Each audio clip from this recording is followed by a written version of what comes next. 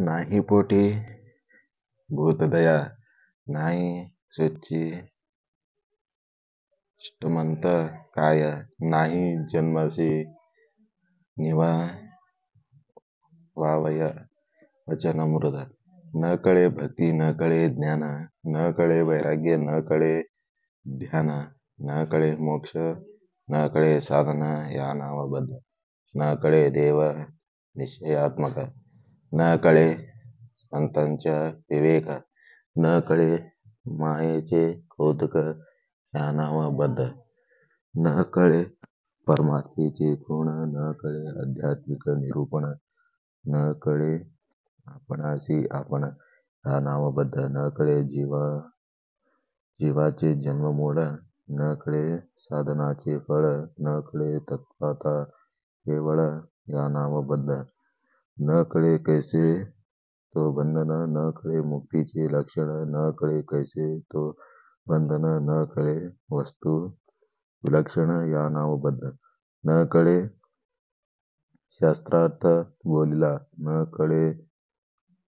निस्वार्थ आपुला, न कळे संकलने बंधला या नावबद्ध, जयाचे नाही आत्मज्ञान हे मुख्य बद्धाचे लक्षण, तीर्थ व्रत दान पुण्य काहीच नाही, दया नाही, करुणा नाही, आर्जव नाही, विधी नाही, शांती नाही, क्षमा नाही या नावबद्ध, जे ज्ञान विषयी उणे तेथे कैची ज्ञानाची लक्षणे, बहुसाल कुलक्षणे या नावबद्ध.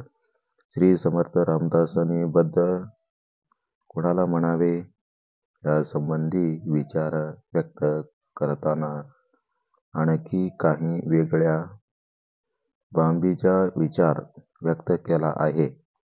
तो अशा प्रकारे सांगतात येईल. श्री समर्थ रामदास म्हणतात, ज्याच्या अंतःकरणामध्ये भूतदया नसते, त्याचा देह पवित्र आणि स्वच्छ नसतो, त्याचा भाषेमध्ये गोडवा किंवा मृदुता नसते, त्याचा भाषेत मवाळपणा नसतो, भक्ती, ज्ञान, वैराग्य, मोक्ष किंवा साधना यामधील फरकही त्याला कळत नाही. लोकांशी तो मृदू भाषण तर करूच शकत नाही. आणखी यापेक्षा पुढे जाऊन संतांच्या ठायी असलेली विवेक वृत्ती किंवा मायेचे कौतुक दासांबद्धी त्याला काहीच माहिती नसते, अशा व्यक्तीला बद्ध म्हणावे. अशा बद्ध व्यक्तीकडे परमार्थाची गुण किंवा आध्यात्मिक निरूपण याचा नसूनही संबंध नसतो. जो स्वतःलाही जाणून घेऊ शकत नाही, तो नक्की बद्ध म्हणून ओळखला पाहिजे. अशा बद्ध माणसाला जीवाचे जन्ममूळ कोणते, साधना करण्याचे फळ किंवा परिणाम काय तेही कळत नाही. बंधन कसे असते, मुक्तीचे लक्षण कोणते हे ज्याला कळत नाही, तो बद्ध म्हणून ओळखावा. बद्ध मनुष्याचे आणखीही एक वैगुण म्हणजे या बद्ध मनुष्याने शास्त्रार्थाचे जरी श्रवण केले तरी त्यातील त्याला काहीच कळत नाही, किंवा एखादा भावी संबंधी दृढ निश्चय, पक्का विचार किंवा स्वतःची लक्षणाप्राप्ती करण्यासाठी केलेली दृढता जिद्द या संबंधी पण कळत नाही. कुठल्याच बाबीशी तो जोडला जात नाही. बद्ध होत नाही. या सर्व विवेचनावरून एक गोष्ट लक्षात येते, ती म्हणजे बद्ध माणसाला आत्मज्ञान नसते. तीर्थरूपज्ञानपुण्यासंबंधी काहीच समजत नसते. अर्थात ज्याला ज्ञानच नसते त्याच्या जवळ ज्ञानाची लक्षणे असणार तरी कशी? अति दर्प, दंभ, अहंभाव, अति इच्छाशक्ती, अति लोभ, वाईट वृत्ती या सर्व अवगुणांची या बद्ध अडकला गेलेला असतो. अशा प्रकारची वर्णने ज्या माणसामध्ये प्रकर्षाने जाणवता त्याला बद्ध म्हणावे. त्यालाच बद्ध म्हणून जाणावे. नाना प्रकारचे दोष करिता वाटे परम संतोष, आळाष्टळपणाचा हव्यास या नावबद्ध. बहुकाम, बहुक्रोध, बहुगर्व, बहुमद, बहुद्वंद, बहुखेद या नावबद्ध. बहुदर्प, बहुदंभ, बहुविषय, बहुलोभ, बहुकर्षक, बहु अशुभ या नावे बद्ध. बहुग्रामणी, बहुमत्सर, बहु असूया, तिरस्कार, बहुपाणी, बहुविकार या नावे बद्ध. बहु अभिमान, बहु ताठा, बहु अहंकार, बहु फाटा, बहु कुकर्माचा सांटा या नावबद्ध.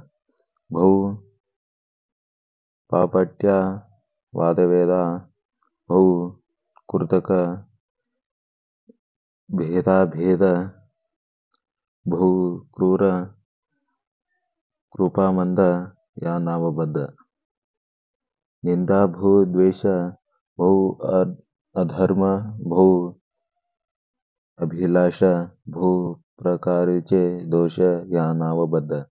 बहु भ्रष्ट, अनाचार, बहु नष्ट, एकेकार, बहु अनित्य विचार या नावबद्ध. बहु निष्ठुर, बहु घातकी, बहु हत्यारा, बहु पातकी. कपिल, कुविद्या, अनेकी या नावबद्ध. बहु दुराशा, बहु स्वार्थी, बहु कलह, बहु अनर्थी, बहु डाईक, दुर्मती या नावबद्ध.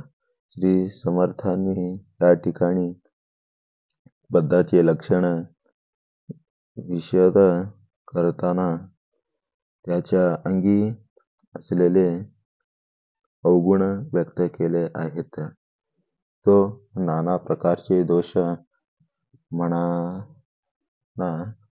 असे नाना प्रकारचे दोष करीत राहण्यातच त्याला आनंद वाटत असतो. अर्थात जोडक्यात सांगायचे म्हटल्यास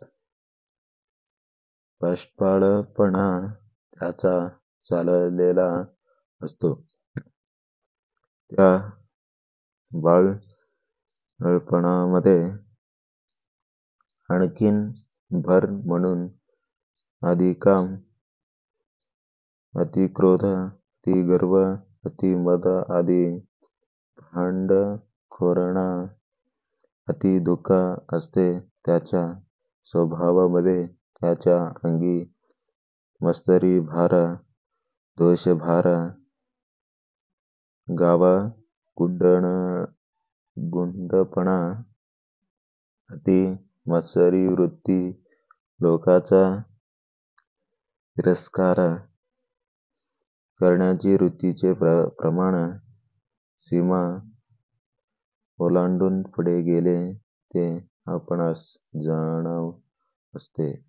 अशी व्यक्ती फार वटवट करणारी असते. इतकेच काय, पोकर मासा फार मोठा वाटा त्याने स्वतःच्या वाट्याला साठविलेला असतो. आणखी सविस्तररित्या जर या बद्ध माणसाचा विचार केला तर असे जाणवते की तो कपटी वृत्तीचा खूप वादविवाद करणारा, खूप मोठ्या प्रमाणात तर्क-वितर्क करणारा, क्रूर वृत्तीचा आणि कधीही विना अभिदोषाचा नसतो. सतत निंदा करीत राहणारे, अति भ्रष्टतेकडे वळणे, घातकी वृत्तीचा पाप करणारा, तत्पर आणि अनेक प्रकारच्या वाईट विद्या असतात, तो बद्ध म्हणावा. अशा विविध अंगी असणाऱ्या बद्धाचे आणखी एक वैशिष्ट्य असते, ते म्हणजे तो अति निष्ठुर, कठोरपणाचा, स्वार्थपणाने भरलेला, फक्त स्वतःचाच स्वार्थ पाहणारा, भांड, कुदळ, तसेच अनर्थ वृत्तीकडे वळणारा, थोडक्यात काय तर सुमतीच्या ऐवजी दुर्मती, सुविद्येच्या ऐवजी कुविद्या,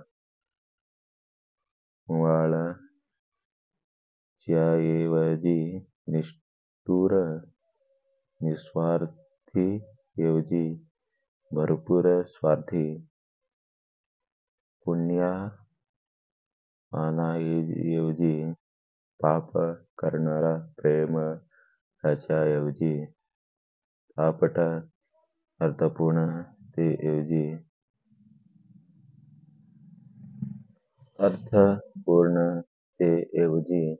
अनर्थाकडे जास्त वळणारा म्हणजे बद्ध माणूस म्हणून ओळखावा. प्रत्येक गोष्टीचा अतिरेक करणारा नि त्याचे परिणाम काय होतील याचा तसूभरही विचार न करणारा असा बद्ध काय कामाचा नि काय उपयोगाचा अशा ओळखून राहणेच महत्त्वाचे आहे. जय जय रघुवीर समर्थ.